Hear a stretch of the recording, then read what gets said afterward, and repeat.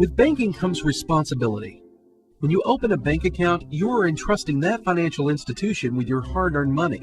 But just as you trust banks with your money, banks entrust you with the responsibility of managing the confidential information associated with your accounts. Every year, more and more people become victims of identity theft. Identity theft occurs when someone uses your personal information without your permission to commit fraud or steal money from you. Basically, someone is pretending to be you by using your personal information.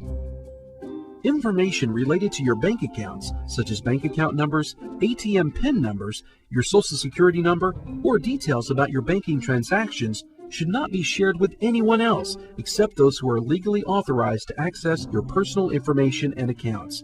Even bank statements contain confidential information and should be stored in a safe place, such as a locked filing cabinet or shredded before being thrown out. Take, for instance, your ATM card.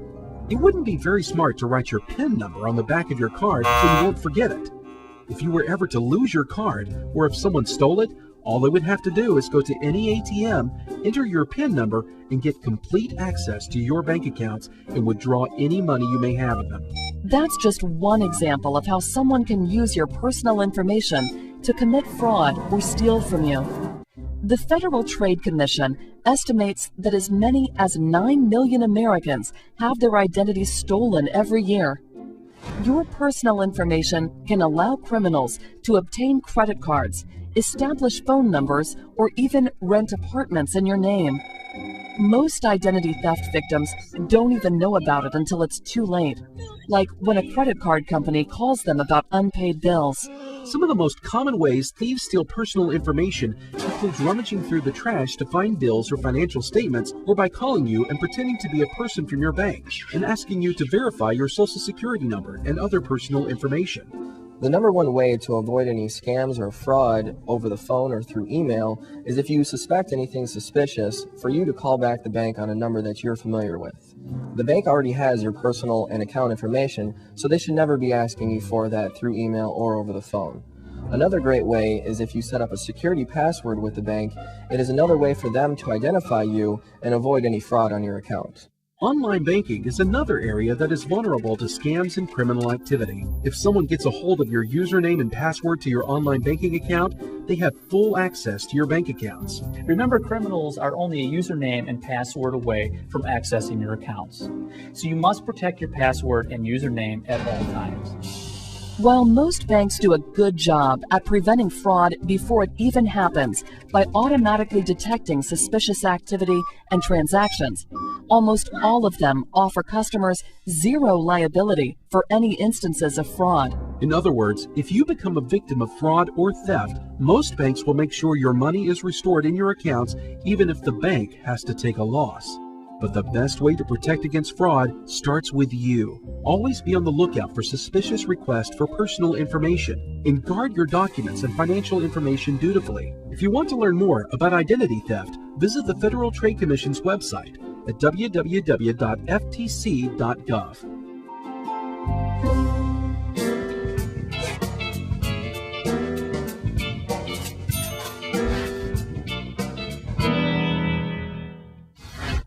What is interest?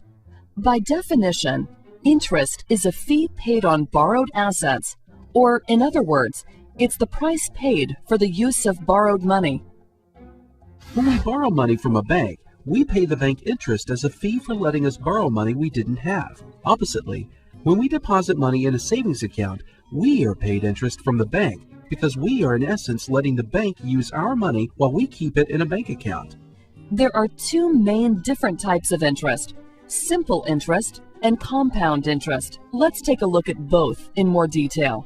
Simple interest is the most basic type of interest. We calculate interest over a period of time.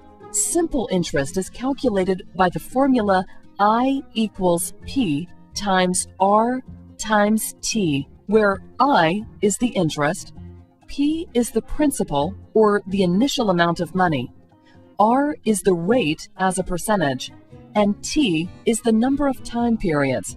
Let's say you deposit $1,000 in a savings account that earns 1.5% simple interest per year. You want to know how much interest you'll earn over a period of 5 years. Let's plug the numbers into our simple interest formula.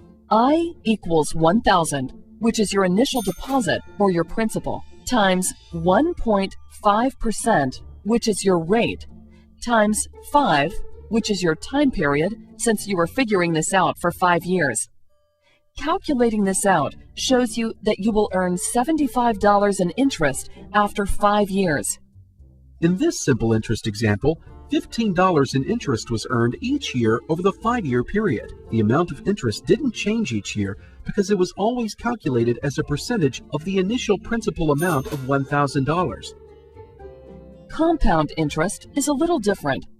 Instead of being calculated as a percentage of the same initial principal amount each year, compound interest is calculated as a percentage of the initial principal plus the accumulated interest earned at the end of each time period. So let's say $1,000 is put into an account that earns 1.5% compound interest every year. At the end of the first year, the interest earned would be 1.5% of $1,000, which is $15.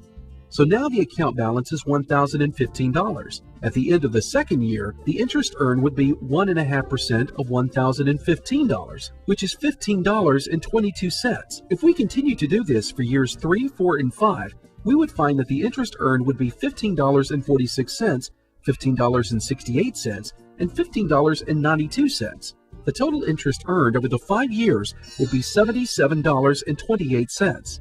Compound interest can be calculated in a single step with a more complicated formula shown here. So it's pretty easy to see that compound interest grows faster than simple interest. That's good when it comes to investments, but not so good when it comes to loans. When you borrow money from a bank, the interest you owe is almost always calculated using compound interest. That means that the longer you wait to pay off your loan, the faster the loan balance grows as the interest you owe grows and grows over time. Understanding how interest works is vital to making successful financial decisions. It helps you to compare different loans from different banks, as well as deciding which investment options are best.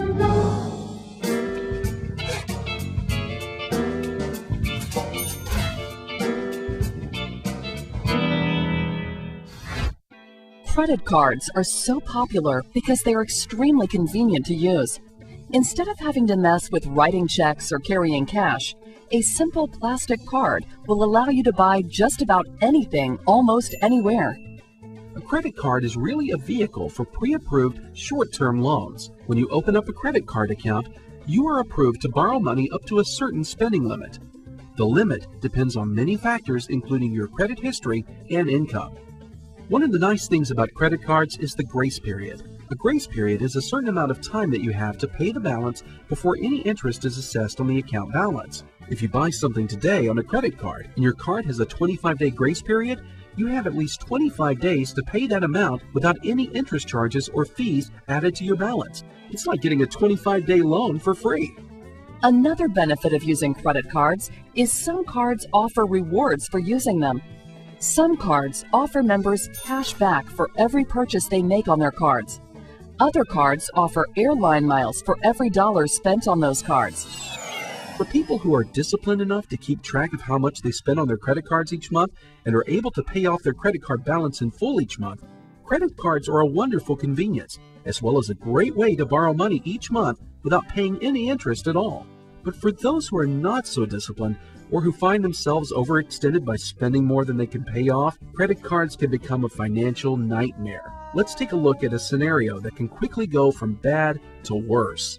Credit card companies make all their money from the interest and fees they charge people who can't pay off their balance each month. Credit cards have more rules than we could ever mention here, and unfortunately, most of those rules are stacked against you. It all starts with the first time you were unable to pay the entire balance on your card. The first thing that happens is that your unpaid balance starts to accrue interest charges at very high interest rates. The interest charges are calculated as compound interest with a daily time period, which makes them grow even quicker. Plus, if you bought something for $500 and paid off $495 of it, the credit card will still accrue interest on the full $500 compounded daily until you pay the remaining $5.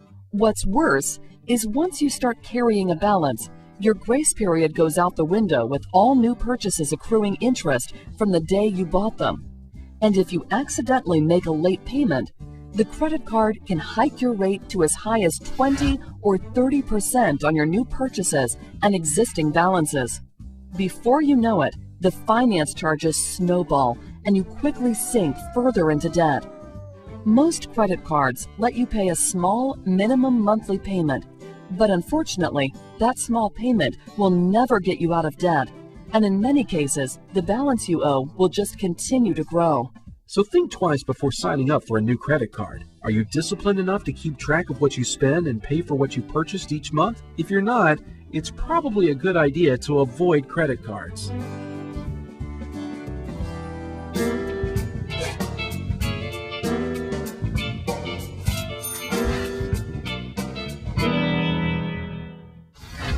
Oftentimes, there are things we want to purchase today that we don't have enough money for. One option is to set money aside each month in a savings account until you have enough to buy what you want. But often, we don't want to wait that long to buy the things we want, especially when they cost a lot of money, and saving for them could take a really long time. As a result, many people go to a bank and apply for a loan. Banks and financial institutions offer many different types of loans at different interest rates and different payment terms, depending on what the purpose of the loan is for. For example, the interest rate and payment rules for a car loan are very different than those for a home loan. Other loans, such as school loans, home improvement loans, or lines of credit, all have different terms and rules. Banks also offer a wide variety of loans. Now, each loan is designed for a specific purpose. Take, for example, a auto loan. Obviously, that is for if you would like to purchase a car. Other loans that they have is like a mortgage or a home loan, as they call them. Basically, if you want to purchase a house, you would get a home loan. A mortgage, because it is such a large purchase, we give you up to 30 years to pay those back, versus a car loan, which usually are about 5 years long. Now, a home equity loan is usually paid back within 10 years. But don't assume that just because you want a loan that you can just go out and get one. By letting you borrow money, banks are assuming the risk that one day you may not be able to pay it back. The biggest risk a bank faces when lending out money is that the person isn't going to pay back the funds. We have to use our funds to lend out, and if the person doesn't pay those back, then we actually take a loss.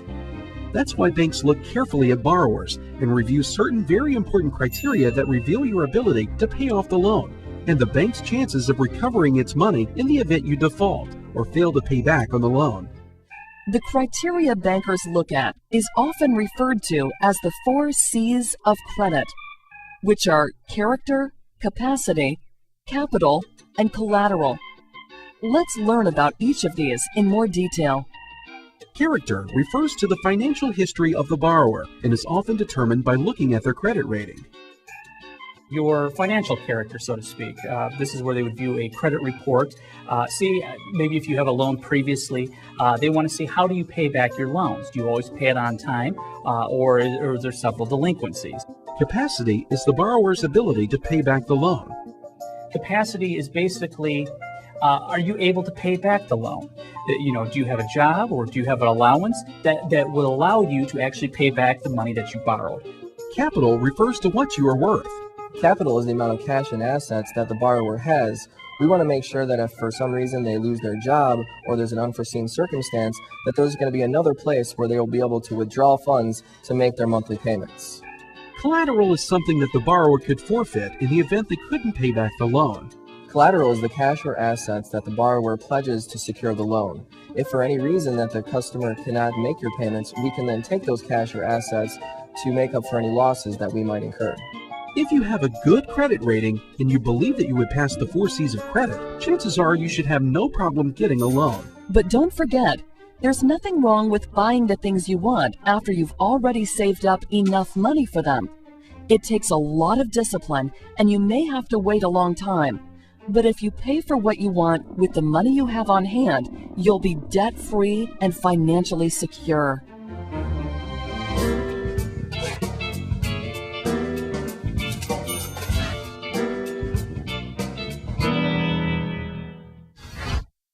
Wouldn't it be great if you could make money without doing anything at all? You probably heard the phrase, "it takes money to make money." Well, when it comes to saving and investing, it's really true. Money you save and invest can actually make you more money without you having to do anything at all. Today, there are literally thousands of different places to invest your money. Some are safer than others, some are very risky, and you stand the chance at losing some or all of your investment in the hopes of high returns. A general rule of thumb is that the safer the investment, the lower the rate of return you can expect. We're going to look at a few places where you can save and invest your money that are pretty safe. They may not offer the highest returns, but the returns are guaranteed, and you can rest assured that your money will grow without the risk of losing any of it. Depositing your money in a savings or interest-bearing deposit account is a great way to offset inflation. The same $10 could buy a lot more goods 10 years ago than it will today. That difference is the inflation. A lot of people don't realize that if they don't have their money in an interest-bearing account, that they're actually losing money over time due to inflation. Certificates of deposit, or CDs, as they're often referred to, are like a savings account. But you have to keep the money in that account for a certain amount of time, like 3 months, 6 months, a year, or 5 years, depending on the type of CD.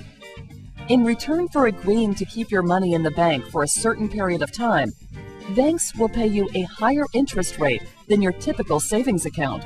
Another type of account that the bank offers is a CD. A CD is a contract between you and the bank. You are agreeing to leave your money in for a certain amount of time, and the bank is guaranteeing you a certain interest rate over that same period. Another safe investment option is purchasing bonds. Bonds are typically issued by the federal or local governments as a means for them to raise money for certain expenditures. For example, your school district may need millions of dollars to build a new high school. The school district will sell bonds to the public to raise this money. When you, the investor, buys a bond, you in essence become a lender, where the entity selling the bonds is the borrower. A bond is a formal contract to repay borrowed money at fixed intervals plus interest. Bonds usually have two features that describe how they will benefit you. First, there is what is called the coupon, or the interest rate that the issuer pays the bondholder. This tells you how much interest you will earn and how often you'll be paid. The maturity date is the date when the bond expires, and the issuer has to repay the original amount paid for the bond. Both CDs and bonds are subject to capital gains taxes.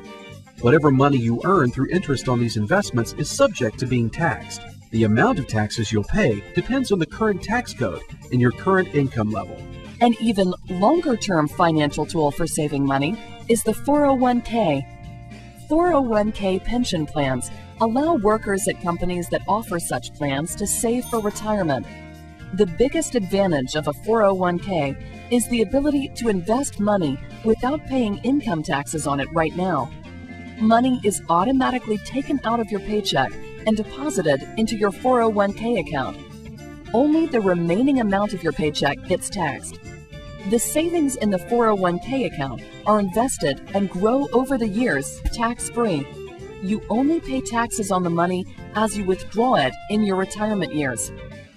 Keep in mind that 401ks don't offer a guaranteed rate of return on your investment like CDs and bonds do. So we learned about 3 different long-term savings options where your money can grow. There are many more places to invest your money. Your choices are to learn about investing and take a do-it-yourself approach, or to consult the advice of a certified financial planner to help you achieve your long-term financial goals. Whichever path you choose, the sooner you begin saving for long-term goals in retirement, the better off you'll be.